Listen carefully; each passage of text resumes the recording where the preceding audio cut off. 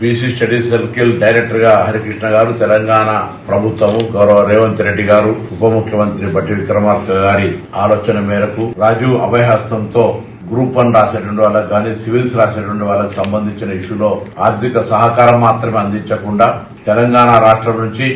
అత్యధిక సంఖ్యలో సివిల్స్ సాధించాలనే ఆలోచనతో జరుగుతున్నటువంటి సందర్భంగా బీసీ స్టడీ సర్కిల్లో దాదాపు 100 మంది సివిల్స్ ప్రిలిమినరీ 24వ తారీఖు నాడు రాసే పరీక్షకు సంబంధించి గతంలోనే సివిల్స్ ర్యాంకర్స్ తోటి కొంత మోటివేషన్ చేయించడం కానీ ప్రత్యేకమైనటువంటి తరగతులు తీసుకునే విధంగా ఒక మోటివేషనల్ సాంగ్ రిలీజ్ చేసిన సందర్భంగా వీరికి అభినందన తెలియజేస్తూ ఆ పోటీ పరీక్షకు ఆత్మధైర్యంతో ఆత్మస్థైర్యంతో సాధించాలనే లక్ష్యంతో ముందుకు పోయి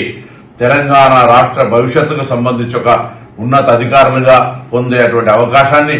జారవిడుచుకోకుండా శ్రమపడి మీరు ఆ సివిల్స్ ప్రిలిమినరీలో కూడా పాస్ కావాలని ఆకాంక్షిస్తూ కోరుతూ మీ అందరికీ నా శుభాకాంక్షలు.